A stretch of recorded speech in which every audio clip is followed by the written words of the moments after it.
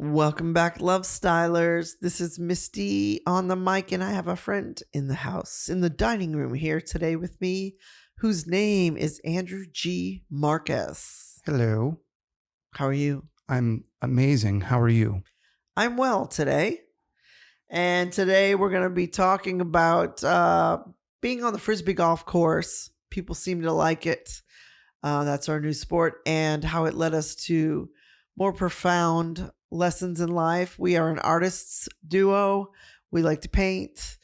We like to try new things. But most importantly, we love to play music. We're always recording and or playing together. So we're an artist couple. If you've not heard of us before, welcome home to Planet Lovestyle. Pull up a chair, have a drink, and just listen. You don't even have to look at the screen if you don't want, guys, because I want this to be podcast style. This is new for us, and I'm usually the host, but Andrew, maybe you can host next time. What do you think? Maybe. If you easily want to get to everything we do, whether it's the podcast, the artwork, the music, go to blackguidesoul.com. It'll take you to the YouTube pages. It'll take you to the social pages. It'll take you to all the streaming services that you can download and listen to Black Eyed Soul music. Why do you think that human beings are so obsessed with winning? Is it an egotistical, it's a two-part question. Is it an egotistical thing, do you think, or a soulful thing? Well, I think you got to back that up. I think it's a primal thing. I think humans feel the need to win because your primal nature, if you don't win, you die, in nature.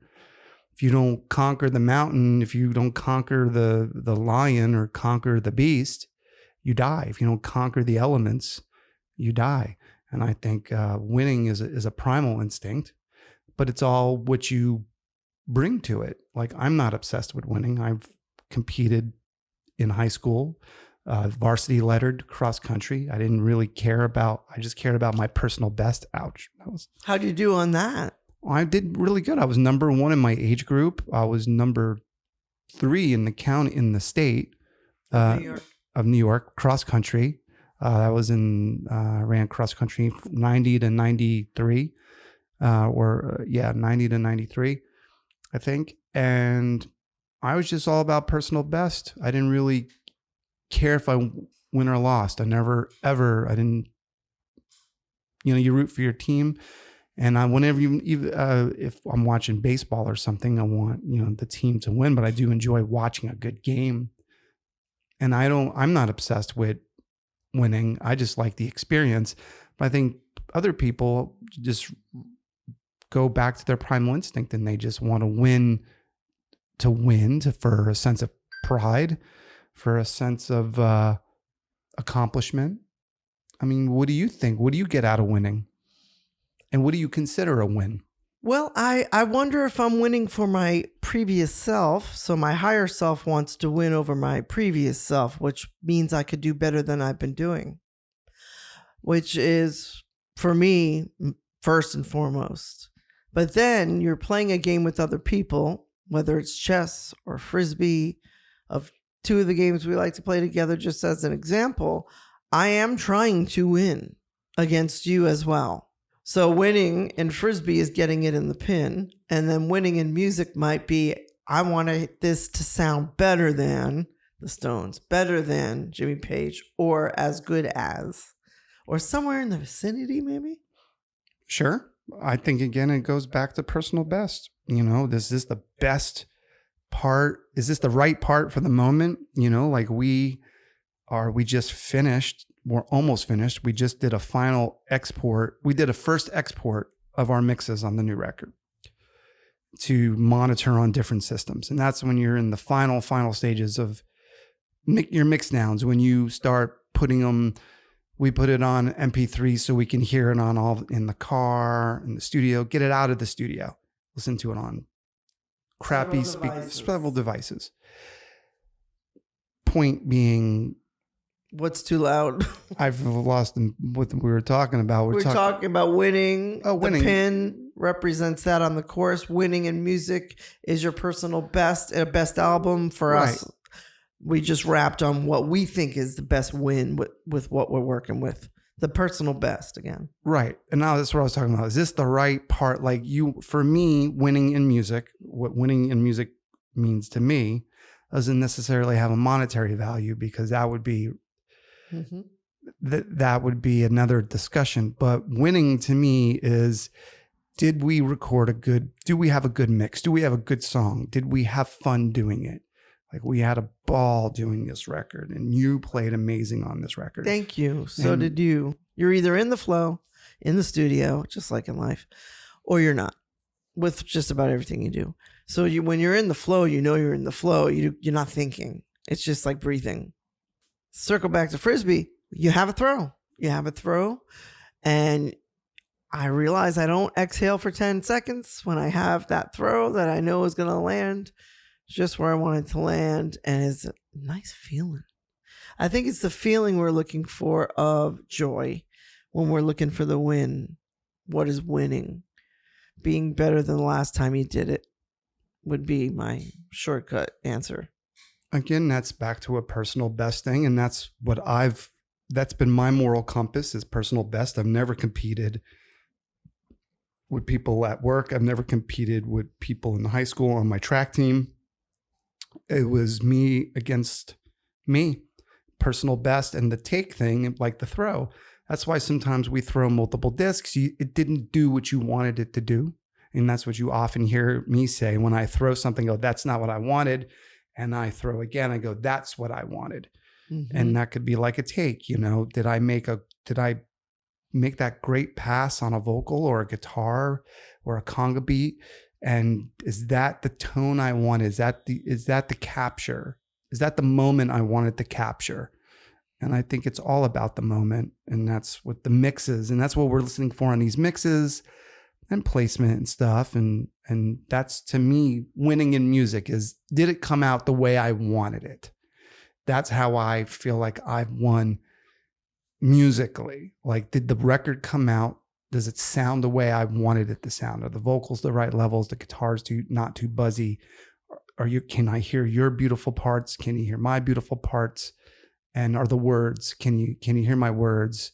Can I hear your words? So you already have it set up in your head what you want it to sound like before you start, right? That's, to me, the definition of a win on a record. Not just, oh, look, I got ones and zeros on a piece of media and it's making noise. That's not winning to me. I don't crank out records to crank out records. I crank out records because these records, like the artwork, like the paintings, they're for me first. I'm the first customer. Nice. I want to listen to this music because I love it. And that may be egotistical or whatever, or psychotic, but I love. It's normal and healthy. It's what we should all be striving for, in my opinion.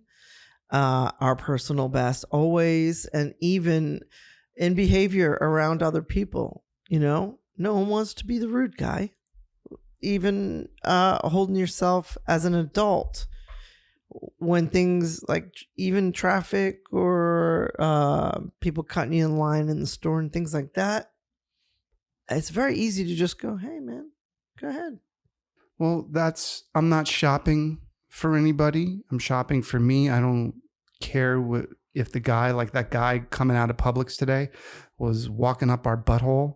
I don't like that. And that's not my problem. And then he didn't even get in his car. He took like 15 laps around his car, opening doors and stuff. He's obviously, he lost something. It doesn't matter to me. But I wasn't going to go, he's having a bad day, or he's obviously got someplace to be that he's walking on top of us, tried to get out of the way. I'm not going to get run over for him.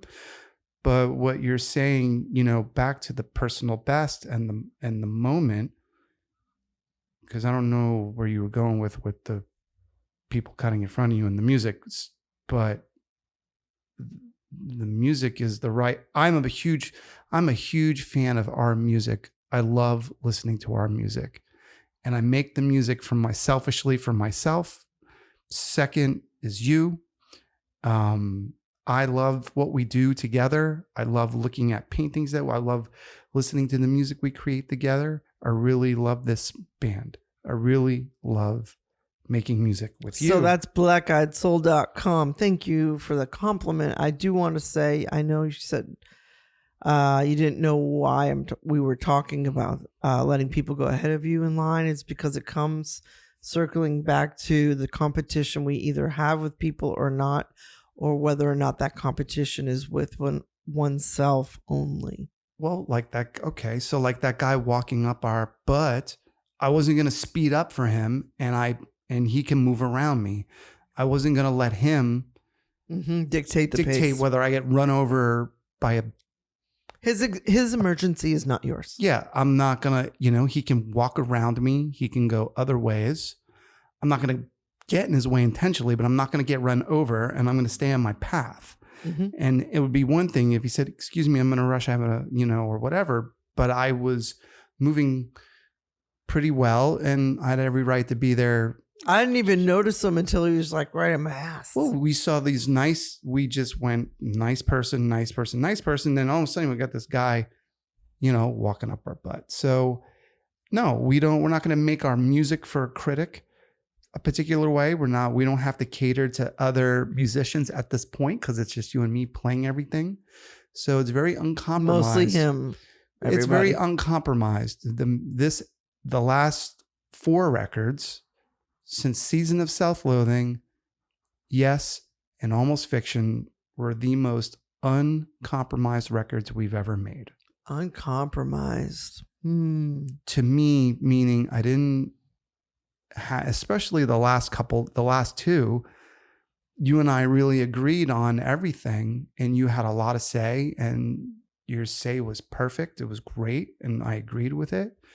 You even came up with the last 2 titles. Check out our latest release, which is Almost Fiction. And that cover, Andrew took the cover with our camera, and we had a great trip out west. Beautiful cover. But you might like the music too. It's Arches National Park, Skyline Arch on the cover. And on the back is a meteor we're sitting by. Crater, excuse me. And who's not into craters and meteors? Everyone is. And I was in Canyonlands National Park. So damn beautiful out there. That crater. I started painting when I turned 40. I had a really crazy, prolific dream one night, and to get it out of my head, and that's the painting that looks like a child did it. That's in the bathroom behind me, with the little orc cloud planet thing. It was a very crazy dream, and I wanted to try to articulate it. And that's when I turned 40, and I said I always wanted to paint, and I just never did. And we got our first canvas and some brushes and some paint. And how old are you now? 50. So I've been painting for 10 years. That is awesome. Talk about flow when you're painting, man. It's just like music to me. And those prints in the store, like the prints like in Hobby Lobby or whatever, they're so expensive. And I get it. They're beautiful, and they do. Canvases are expensive, we found out.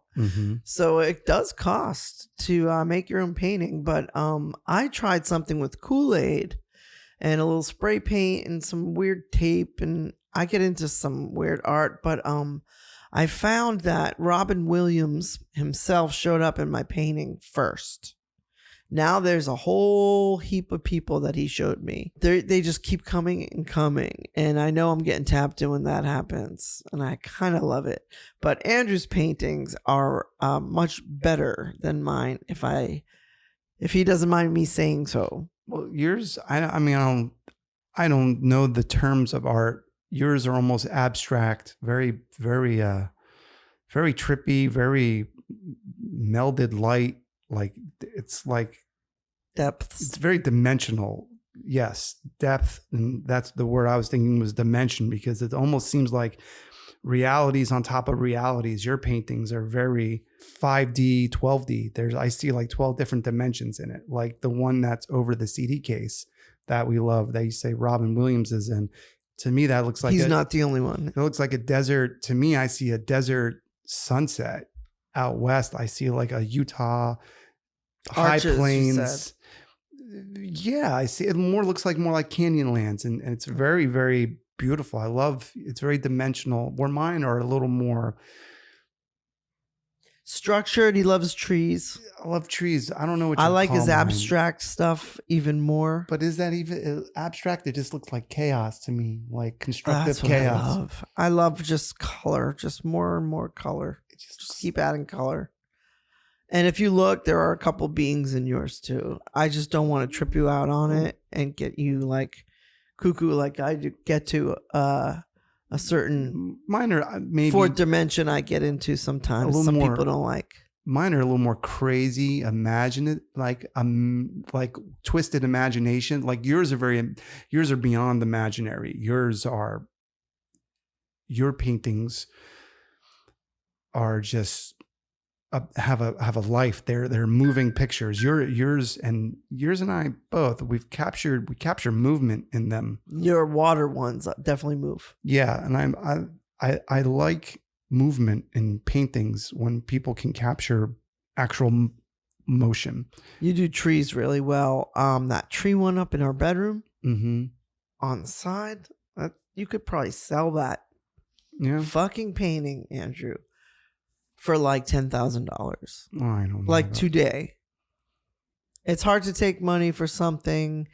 No, I take the money. It's not hard for me to take money. You said to me the other day, though, I love could money. swear that you were a little uncomfortable taking money when someone commissioned you for your first, but it's not your first, your third time. No, I didn't. I said it's not like I always felt bad taking money if I was teaching somebody guitar lesson or something, because I feel like I didn't invent the guitar. I didn't invent the lesson. I'm sharing knowledge.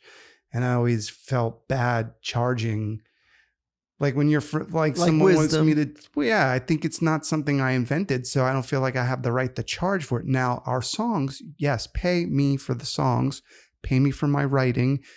You can pay me for my paintings, but I don't want to give up my paintings just yet because I love looking at them, and they have life, and they have the moment is in them.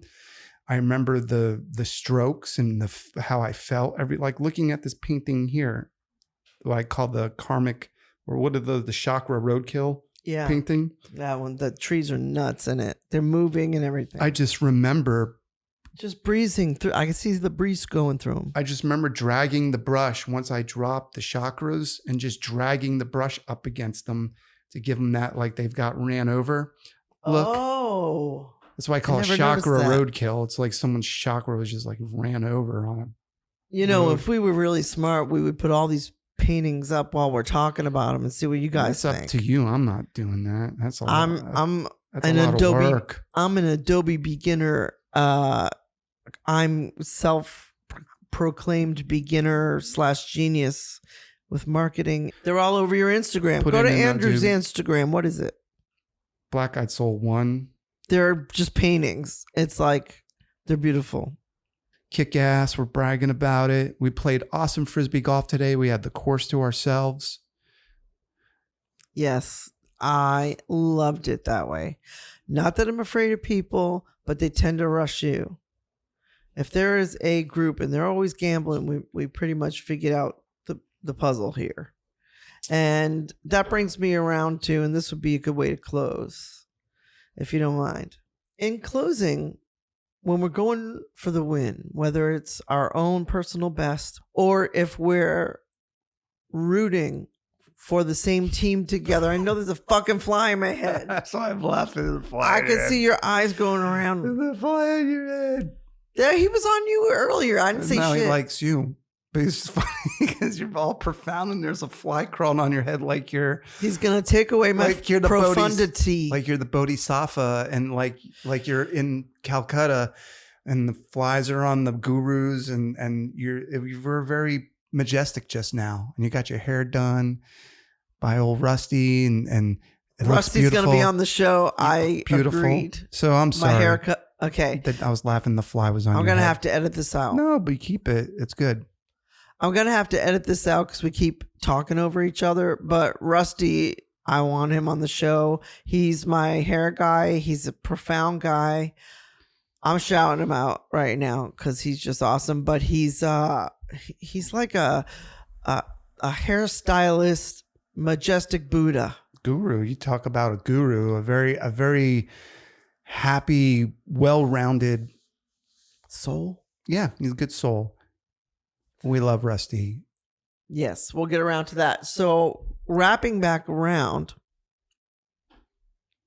I lost my train of thought because you were laughing at me over a fly. You were saying in closing, when we go for the win, Or are we competing against others around us in our environment as just a natural thing that humans might have to do for a better chance of survival in the end, because that is nature? Or are we trying to impress God and say, look how hard I'm trying to be the best at everything I do? It's a very profound question. And I would like to add, as a side note, rooting for the same team. Are we really rooting to be friends with each other and be closer and share something, share that joy, that moment? I think people get stuck on the players too much, and that makes me think it's the gambling thing. I don't want to believe that at all, but unfortunately, about 50% of me thinks that's what it's about. I hope I'm wrong, but winning for yourself should always be, I think, what we're really doing. Or becoming friends. I like that too, that idea too. That's the same thing to me. For love. Because we're trying to get better at things. Because we really don't like going backwards. It really doesn't help a lot of people. What do you think? I think 3 things on that. I think if you're playing, I would dare ask the question, am I honoring myself? Am I playing, am I doing this to honor myself? Am I going for a personal best? If I'm competing, am I honoring myself? And that's where the sportsmanship comes into play. And I think that's a whole nother angle where am I honoring the game? Am I honoring myself? Am I honoring my craft, my ability? Second, if you're just playing to win, what are you winning? Am I playing for money? Am I writing a hit song to sell commercial that sells ice cream sandwiches or something? Or am I winning to have a pop hit? Am I winning to get Dwight Yoakam to cover my song or something? So what am I winning? Am I winning a friendship? Am I winning somebody over? And also am I hurting somebody? If I'm playing to win, I want to make sure I'm not hurting somebody else in the process that I'm, if I'm being competitive in a work environment. I want to make sure I'm not hurting someone's self-esteem or hurting somebody just for me to win. That's not a very good prize. That's very interesting. And then the third thing is the moment, The dryer. The dryers. No, it's the washer. Got to put it in The washer's going off, guys. Sorry. Am I honoring the moment? Am I in the moment? Am I enjoying myself? And that's where it boils down to. Like today, when you were putting, I popped the mic. When we were putting, you missed the putt, you got upset. I said, it's all right, you missed it. Now do it again. That one's gone. That moment's gone. You missed that putt again. Oh, I got that putt. Oh, I got that putt. Oh, I missed that putt. Oh, I missed that putt. Oh, I got that putt. You're there. You've got unlimited putts, unlimited tries. No one was pushing us. We're not late. It's not raining. It wasn't hot. Take the time, make the putt that you want to make the putt. And that's where you're obviously not playing for money at that point. You're obviously, score is out the window. You're playing because you just want to putt. But you want to get it in or you wouldn't play at all. Well, I go because we saw that really cool turtle. That was a win. That was better than that turtle was better.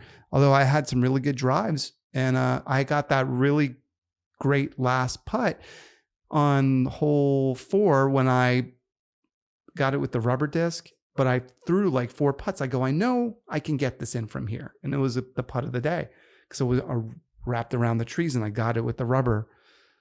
Yeah. So he got it with the rubber, people. With the rubber. Rubber. Get them with your rubber. Putter. And I would add at the end here that having fun has not been mentioned in this episode.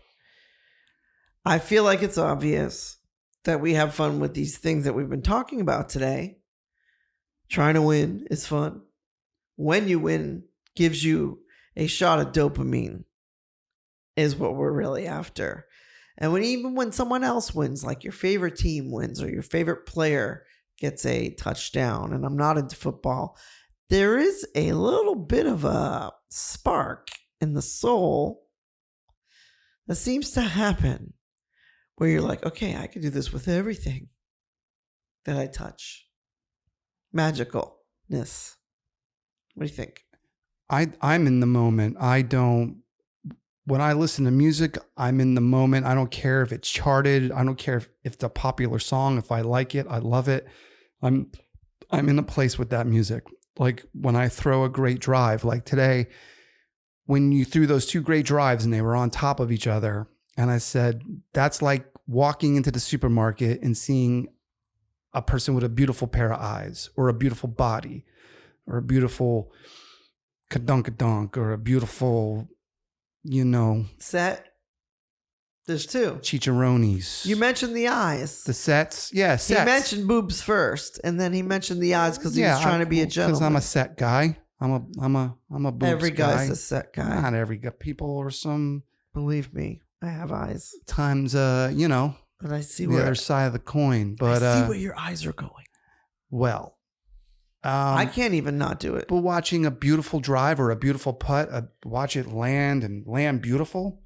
It's like seeing a beautiful tree, a beautiful So you get a hit of dopamine. So that's why. a beautiful dog. I don't know if that's dopamine. I just get joy out of it. Maybe that is dopamine. I don't know the chemistry. Remember that thing we watched last night? Side note. The secretions. The secretions. Okay. Secret secretion. I want to mention this. This is important. Okay. I kind of want to know the name of that thing, and I will plug it for free for Gaia. Well, it's Mystery Teachings, and we're real proud of that. I want to say her name right, so I'm going to let you say it. So Mystery Teachings on Gaia Network. And the host's name, Andrew's going to try to get it up here so we can. Sarah, I want you to say it because I don't want to butcher it. Well, I got to put glasses right here. We're old. We got to use our. Let me turn the volume down so it don't. The old reading glasses. Where does it say her name? How do you know you're old? You need reading glasses. Ba-dum boom. Come on, Gaia. We're actually trying to work on comedy on the side. That's her name, Sarah. Let's just read it. Her name is, and I might mispronounce this, Sarah Elkheldy. Akali. Sarah Elkheldy. She's awesome. She was a YouTuber. Now she's got that Gaia gig. What was the name of her YouTube channel? We used to watch it all the time. We still watch it. It's The Alchemist. The Alchemist. What a great name. The Alchemist. Pretty Sarah good. Elkheldy. Sometimes she gets a little over my head, but she's great. Now she's smiling. She used to not smile. She was talking about the sacred secretion. Okay, yes. What is that? It's where the pineal gland and your pituitary gland come to a combination of a substance. It's almost like a honey color. I guess it makes in the honey, body. milk and honey. Yes, it's like together. A milk and honey. That's where the milk and honey idea came from. You said. I guess. And last night you said it. Well, when it combines and then it drips down your spine. It's like a sacral fluid almost of sorts. The secretions come from your pineal gland and whatever is your brain. They mix in the spinal column, the fluids. They run energetically through your energetic chakras, pick up information. I could be having it total wrong, but I think you're right. Picks up the informations and the feelings of the chakras as it goes down. Then it comes back up once it hits those sacral and solar plexus chakras. I guess I don't know the chakras, but I do. But yes, the chakras recharges it, and then it hits the brain back, and it combines, and it sends out the codes. I think on its way up, I noticed when we watched it that it comes to a place of perfection, like in your mind. It creates the DMT, the experience. It creates the time travel, the portal. It puts your thoughts and your feelings in your reality. So if emotion is feeling and reality is based off of feeling. It's what you bring to reality, what you bring to the game. And it just picks up the love and the vibrations in your body and opens your mind to that vibration. It sends the message, tunes it in, kind of. That is so cool. I think it's happened to me a few times in my life where I can't explain the feeling. What about you?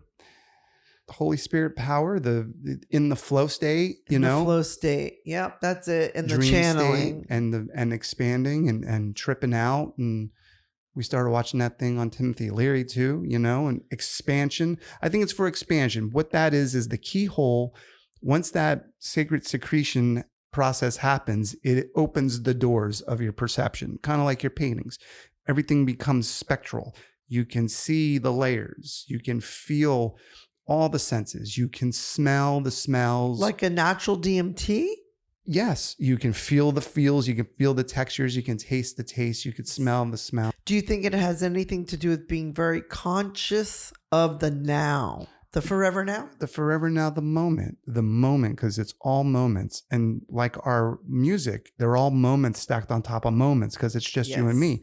Very much so. It's a time thing. It's drum time stacking. It's drums, a moment, recorded another moment to that moment. And then we record guitar, a moment to the other moment to the other moment.